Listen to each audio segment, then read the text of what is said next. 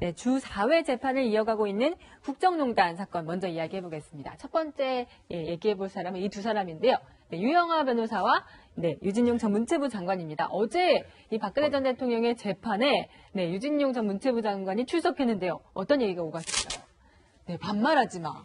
두 사람 사이에 굉장히 신경전이 있었다면서요? 사실 유진용 전 장관 같은 경우 이제 박근혜 전 대통령이 굉장히 악연이잖아요. 네. 2014년 7월에 이제 해임된 이후에 이제 거의 3년여 만에 지금 현재 법정에서 이제 만나게 된 셈인데 네. 유진용 전 장관 같은 경우에 이제 검찰이나 특검 수사에서 노태강 전 당시 문체부 국장을 나쁜 사람 지목해서 이제 인사조치를 해라. 속된 말로 잘라라. 이렇게 증언을 내서 굉장히 좀 화장을 일으켰던 그런 이야기를 한 사람이기도 한데 그거에 대해서 이제 박근혜 전 대통령을 변호해야 하는 유영하 변호사 입장에서는 이거를 반박을 해야 되니까 서로 굉장히 법리적 다툼이 벌어졌는데 문제는 이게 막판에 감정 싸움으로까지 번졌다는 겁니다. 네. 예. 보통 법정에서 이렇게 증인과 피고인 측 변호인이 설전을 벌이는 경우가 간혹 있습니까?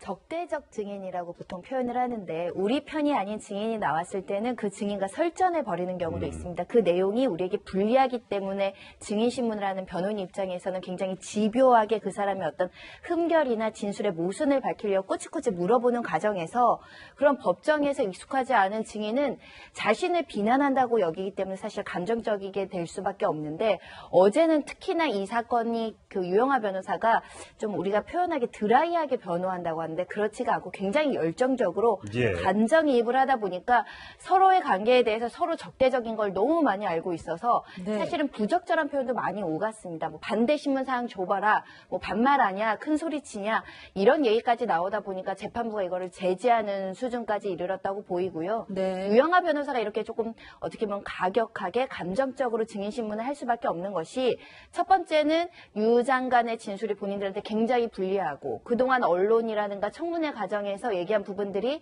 박 전 대통령한테 굉장히 치명적이었다.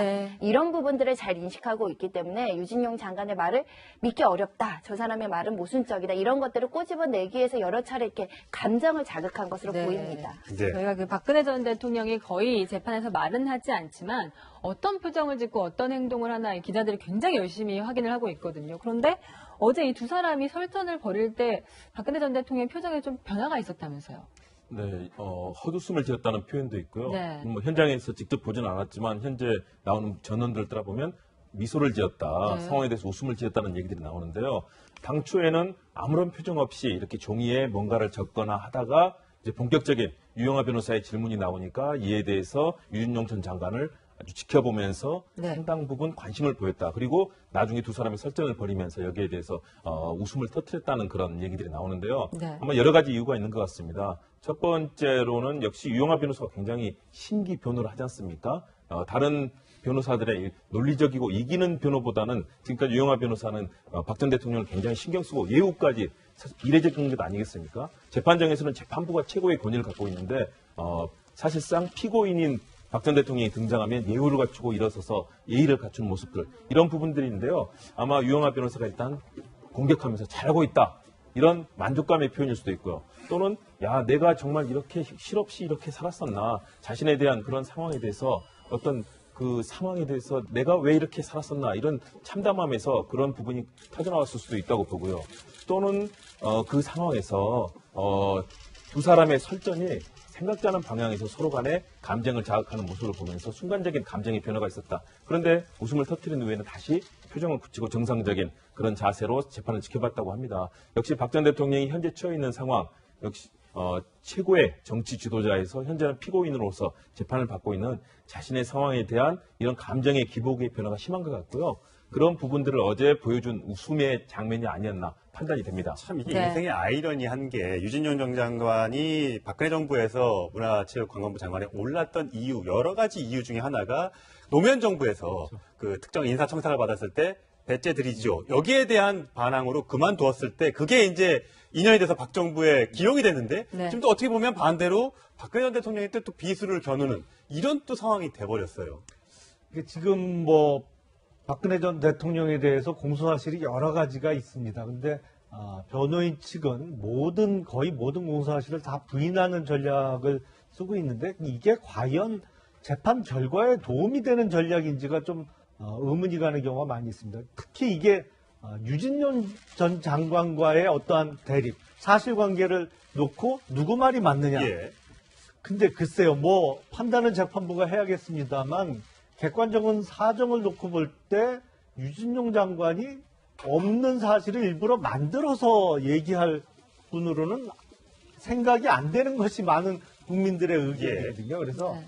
오히려 다른 이유, 그러니까 뭐 엄격하게 따지면 공무원에 대한 최종적인 인사권은 대통령에게 있죠. 그리고 노태강 전 국장에 대한 직무감찰이 어떠한 이유인지는 모르겠습니다만 어쨌든 행해진 게 있기 때문에 단지 그 결과를 놓고 인사 조치가 됐던 거다라는 식으로 좀 객관적이고 뭐 일종의 드라이하게 지금 이 부분은 넘어가야지. 네. 유진영 장관의 얘기가 네가 맞니 내가 맞니 여기서 뭐 갑론을박하면서 더군다나 감정 싸움까지 벌이는 것은 이 재판의 최종적인 결과를 놓고 볼 때는 결코 이렇게 좋은 전략은 아닌 것으로 보입니다. 네. 그래서 어제 재판에서도 이 노태강 전 국장에 대한 부분이 굉장히 쟁점이 됐는데 유영하 변호사 측에서는 노태강 전 국장에게 어떤 좀 개인 비리가 있었다 이런 쪽 얘기를 좀 많이 했다. 그러니까 결국 이 인사 조치가 직권 남용이라는 거고 그래서 박 전 대통령이 지시를 한 부분에 대해서 청사 재판이 이루어지고 있는데요.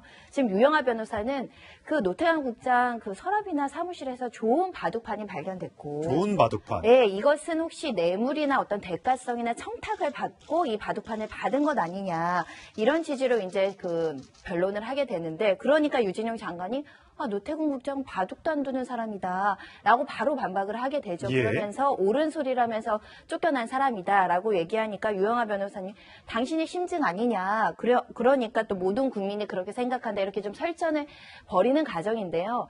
그러니까 예를 들면 그런 바둑판이 발견됐을 수도 있고 박 전 대통령의 얘기처럼 상품권이 부적절하게 뭐 그 발견이 됐을 수도 있습니다. 그런데 한 가지 의문을 잡는 것은 이렇게 굉장히 여러 가지 논란을 거치면서 자천성 인사를 하는 과정이었다고 한다면 공무원의 인사 조치나 징계 절차는 또 시스템이 있거든요. 예. 네. 이것이 어떤 불법성이 있는지를 먼저 조사를 해야 되는 것이고 그리고 관련자들에 대한 사실관계 판단이 됐을 것이고 그것이 확인되면 징계위원회를 열어서 이 공무원을 징계할 것인지 여부를 먼저 검토하는 과정들이 있었어야 되는데 그것이 없고 그냥 바둑판이 발견됐다고 인사성 조치를 한다거나 이 사람을 나쁜 사람이라고 얘기한다던가 이것은 또 하나 좀 뭔가 궁색한 변명일 수 있다라는 측면에서는 그냥 바둑판, 상품권만으로는 이 인사 조치가 명확하게 설명되지 않는다라는 점이 어제 그 변론 과정에서 좀 드러났습니다. 네. 박근혜 전 대통령이 변론 과정에서 이제 영장 실질 심사를 받을 당시에는 3월 30일 날 노태강 전 국장에 대한 직무 감찰 결과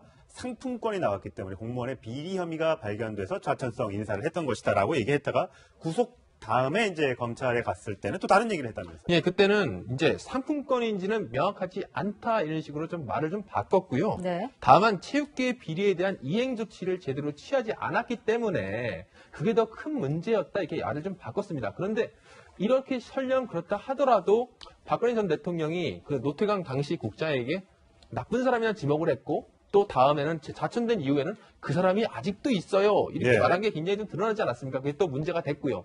과연 이런 사안들이 있었다 하더라도 이런 말을 과연 그 사람을 딱 지명해서 했다는 게 좀 과연 맞는 건가? 이게 석연치 않은 대목이 있는 거죠. 네. 그런데 오히려 체육계 비리에는 박근혜 전 대통령과 최순실 씨가 또 관련돼 있는 것 같습니다. 이 늘품 체조에 대한 감사 자료도 발표됐는데요.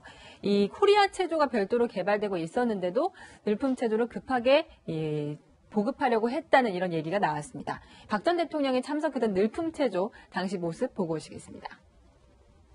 테니스도 치고 운동도 하고 그랬던 생각이 납니다. 그 덕분인지 지금도 그 여러 가지 그 업무가 그 고된 일들이 많아도 그런 대로 잘 견디는 것 같아요. 네, 지금 입고 있는 저 옷도 최순실 씨 의상실에서 저 옷을 만드는 모습도 나왔었잖아요. 그런데 이 김종 전 차관이 압력을 넣어서 이 늘품 체조가 급하게 보급됐다 이런 얘기가 나왔네요. 그러니까 김 전 차관의 진술은 뭐냐면 최순실 씨가 PT 자료를 통해서 이 늘품 체조 관련된 것을 지시하거나 관여했다라고 진술을 하는 겁니다. 네. 이 늘품 체조를 보급하고 개발한 회사의 등기부등본을 떼어보니까 등기부상 대표가 차은택 씨. 네. 그 최순실의 어떤 뭐 책측근 뭐 복심으로 지금 재판을 받고 있는 사람인데, 그러니까 코리아 체조가 있었음에도 불구하고 늘품 체조를 개발하고 보급하는데 우리 예산이 2억 7천만 원이 쓰였다는 거 아닙니까? 그리고 코리아 체조보다 늘품 체조가 그렇게 적합하지 않다, 국민 체조로는. 왜냐하면 운동량이 상당히 많아서 관절이나 이런 것들이 건강하지 않은 사람을 하기에는 또 부적합한 운동이라는 어떤 보고도 올라왔다고 합니다. 그럼에도 불구하고 2억 7천만 원짜리 늘품 체조를 뒤늦게 급조해서 개발하고 보급했던 것은 그 뒤에 차은택과 최순실이 있었기 때문에 이 회사에 뭔가 좀 일감을 주고 네. 이익을 주기 위해서 이렇게 한 것이 아니냐. 사실 2억 7천만 원짜리 사건에 대통령이 크게 관여하기는 어렵거든요. 네. 그런데 최순실이 개입했던 사업이었기 때문에 또 박 전 대통령까지 그 현장에 가서 최순실이 만들어준 옷을 입고 또 체조 홍보를 한 것이 아닌가. 그게 이제 감사 보고서에 지금 지적이 되어 있는 겁니다. 네, 저 체조 현장 제가 보기엔 그렇게 굉장히 힘든 체조 같지는 않은데 어쨌든 전문가들이 봤을 때는 저게 노약자들이 따라하기에는 좀 무리가 있다라고 판단을 했나 봅니다. 게다가 뭐 없는 체조를 만들려고 한 것도 아니고 이미 개발되고 있는 체조가 있었는데 구태여 새롭게 체조를 개발할 필요가 뭐가 있었는지, 저 부분도 어쨌든 뭐 이걸 가지고 법정에서 왈가왈부할 일은 아니겠습니다만 여러 가지 정황상 이런 것들이 과연 최순실 씨와 박근혜 전 대통령의 어떤 유착 관계를 증명해주는 하나의 또 증거가 되지 않을까, 또 관심을 끌게. 장면이 아니었나 판단이 됩니다. 참 이게 네. 인생의 아이러니한 게 유진용 전 장관이 박근혜 정부에서 문화체육관광부 장관에 올랐던 이유, 여러 가지 이유 중에 하나가 노무현 정부에서 그 특정 인사청탁을 받았을 때 배째 드리죠. 여기에 대한 반항으로 그만두었을 때 그게 이제 인연이 돼서 박 정부에 기용이 됐는데 네. 지금 또 어떻게 보면 반대로 박근혜 전 대통령이 또 비수를 겨누는 이런 또 상황이 돼버렸어요. 이게 지금 뭐 박근혜 전 대통령에 대해서 공소사실이 여러 가지가 있습니다. 근데 변호인 측은 거의 모든 공소사실을 다 부인하는 전략을 쓰고 있는데 이게 과연 재판 결과에 도움이 되는 전략인지가 좀 의문이 가는 경우가 많이 있습니다. 특히 이게 유진룡 전 장관과의 어떠한 대립, 사실관계를 놓고 누구 말이 맞느냐. 예. 근데 글쎄요, 뭐 판단은 재판부가 해야겠습니다만 객관적인 사정을 놓고 볼 때 유진룡 장관이 없는 사실을 일부러 만들어서 얘기할 분으로는 에서 얘기한 부분들이 박 전 대통령한테 굉장히 치명적이었다. 네. 이런 부분들을 잘 인식하고 있기 때문에 유진용 장관의 말을 믿기 어렵다. 저 사람의 말은 모순적이다. 이런 것들을 꼬집어내기 위해서 여러 차례 이렇게 감정을 자극한 것으로 네. 보입니다. 네. 저희가 그 박근혜 전 대통령이 거의 재판에서 말은 하지 않지만 어떤 표정을 짓고 어떤 행동을 하나 기자들이 굉장히 열심히 확인을 하고 있거든요. 그런데 어제 이 두 사람이 설전을 벌일 때 박근혜 전 대통령의 표정에 좀 변화가 있었다면서요. 네, 헛웃음을 지었다는 표현도 있고요. 네. 뭐 현장에서 직접 보지는 않았지만 현재 나오는 전원들 따라보면 미소를 지었다, 네. 상황에 대해서 웃음을 지었다는 얘기들이 나오는데요.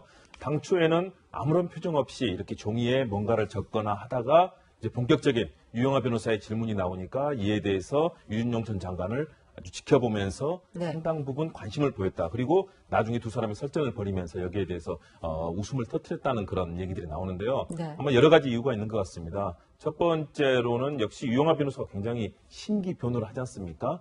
다른 변호사들의 논리적이고 이기는 변호보다는 지금까지 유영하 변호사는 박 전 대통령을 굉장히 신경 쓰고 예우까지 이례적인 것 아니겠습니까? 재판장에서는 재판부가 최고의 권위를 갖고 있는데 사실상 피고인인 박 전 대통령이 등장하면 예우를 갖추고 일어서서 예의를 갖춘 모습들, 이런 부분들인데요. 아마 유영하 변호사가 일단 공격하면서 잘하고 있다, 이런 만족감의 표현일 수도 있고요. 또는 야, 내가 정말 이렇게 실없이 이렇게 살았었나, 자신에 대한 그런 상황에 대해서 어떤 그 상황에 대해서 내가 왜 이렇게 살았었나, 이런 참담함에서 그런 부분이 터져나왔을 수도 있다고 보고요.